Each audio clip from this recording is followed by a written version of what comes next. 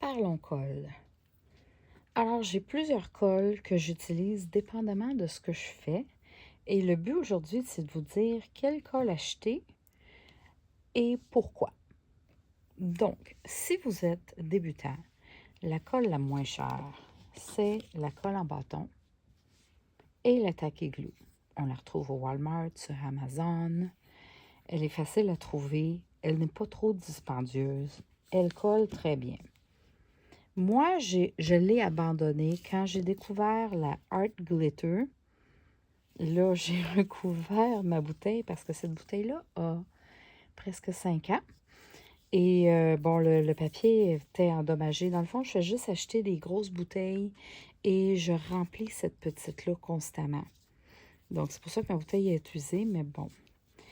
Ce qu'on peut faire quand on l'achète sur Amazon, on peut acheter le petit bout de précision ici en métal. C'est un achat additionnel.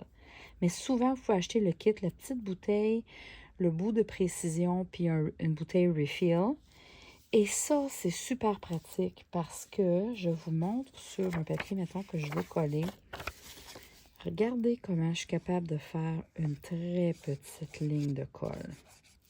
Cette colle-là, elle est tellement forte qu'on a juste besoin de mettre ça de colle. Pas besoin d'en mettre plus. Donc, moi, l'aiguille, pour pas la perdre, j'ai mis une coupe de morceaux de dentelle.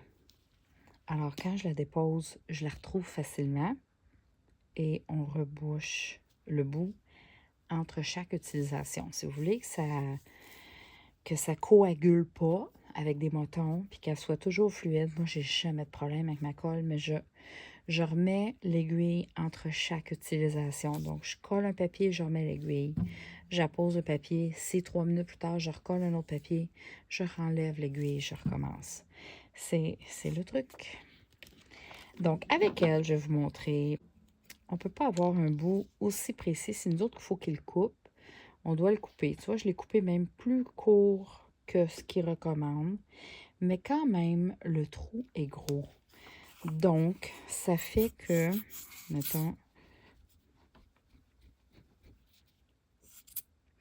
ça fait que même si j'essaie d'en mettre pas beaucoup, soit que j'ai des motons et j'en ai quand même à peu près le double. Donc, moi, je me dis le double minimum à plus.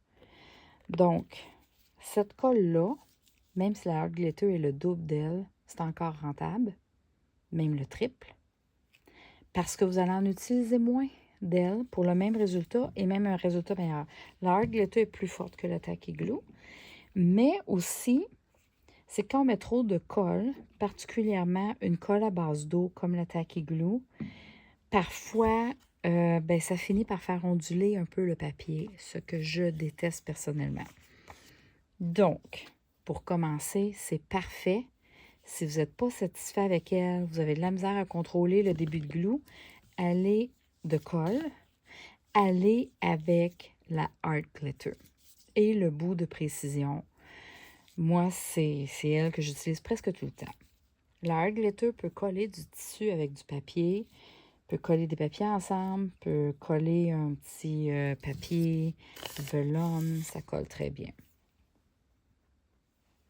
Maintenant, Beacon fait la Fabri-Tac et la 3 en 1. La 3 en 1, elle est normalement moins dispendieuse que la Fabri-Tac.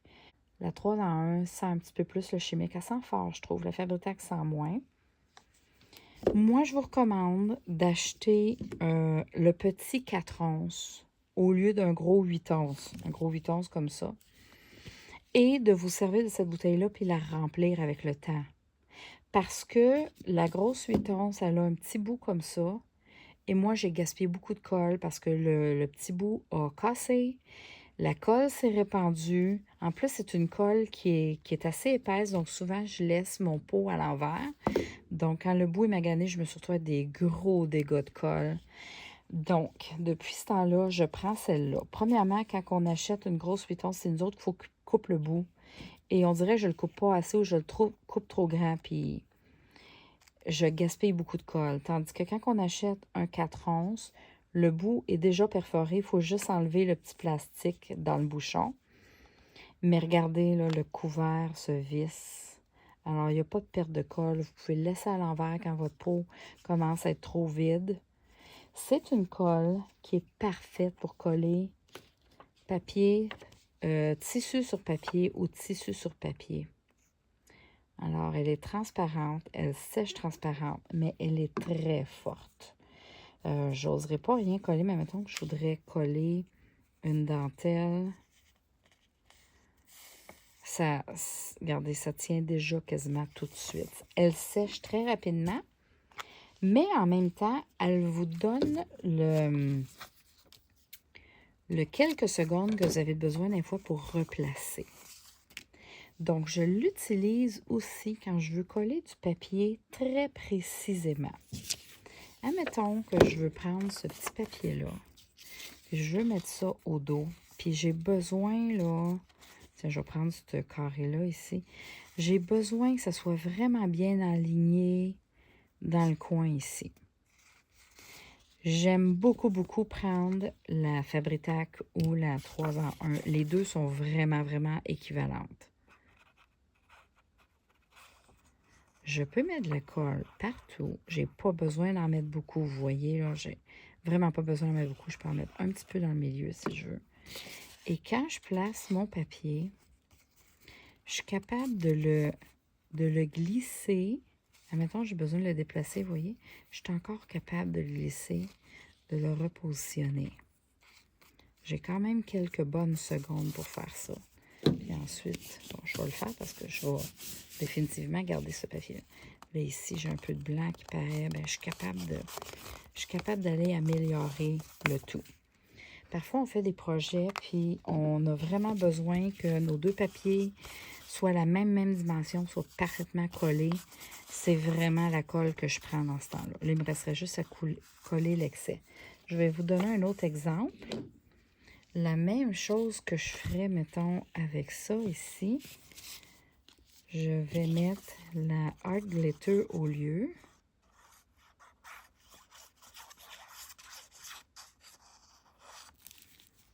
Et aussitôt que j'appose, c'est un peu trop petit mon affaire. Bon, mettons que je voudrais en mettre deux back à back, là. Comme ça et comme ça. Elle sèche plus vite à l'air aussi. Et un coup que je les appose, mettons que je suis un peu croche, je ne suis plus capable. C'est comme coller. C'est très difficile à bouger, là. Ici, je vais maganer mon papier déjà. Vous voyez, c'est déjà collé. Donc, j'ai pas pu vraiment la repositionner comme j'aurais voulu. Mais, le gros désavantage de la Fabri-Tac puis la 3 en 1, c'est que ce sont des colles très, très dispendieuses. Donc, moi, j'en ai et je les garde pour les occasions spéciales. Vraiment, les fois où j'ai vraiment besoin d'utiliser cette colle-là. Ça fait vraiment mon affaire. Si je veux coller quelque chose de vraiment délicat, puis je veux pas que la colle paraisse au travers, je veux vraiment pas que ça l'ondule, je vais prendre ces colles-là aussi, sont à base d'alcool, c'est pour ça qu'ils sentent fortes. Mais ça fait aussi que ça fait pas d'éteindre, c'est pas à base d'eau, donc ça fait pas d'éteindre l'encre ou le café. Et ça fait pas onduler le papier. Quand est-ce que j'utilise le bâton de colle? C'est seulement pour coller, mettons, un papier très, très, très mince, un vellum, un Sari Silk, je vais mettre de la colle, je vais mettre le bâton de colle, mettons. Et mettons, je vais prendre une retaille ici, là, juste pour vous montrer. Je vais mettre la colle sur mon papier. Et après ça, je vais venir coller mon Sari Silk. Mettons que je veux un Sari Silk pour faire que mon papier soit plus solide au niveau de la signature. Mais après ça, par contre, ça me permet d'aller à la machine à coudre et faire une petite couture de chaque barre. Ou sinon, il faudrait quasiment que j'ajoute un peu de Art Glitter Glue ici ou de la Fabri-Tac pour être sûr que ça ne décolle pas avec le temps. La colle en bâton, elle ne dure pas dans le temps. Là, je vais le décoller, je vais le laisser sécher. C'est juste la colle. La colle en bâton, elle dure pas vraiment dans le temps. Donc, c'est comme... C'est pratique, mais moi, je l'utilise presque pas.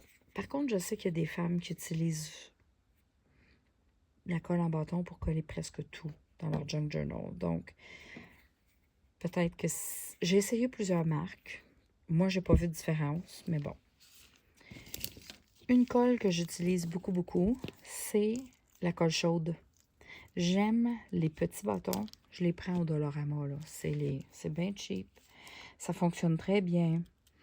Et j'utilise ça beaucoup, beaucoup pour coller ma dentelle sur le papier ou du tissu, pour pouvoir faire des plis.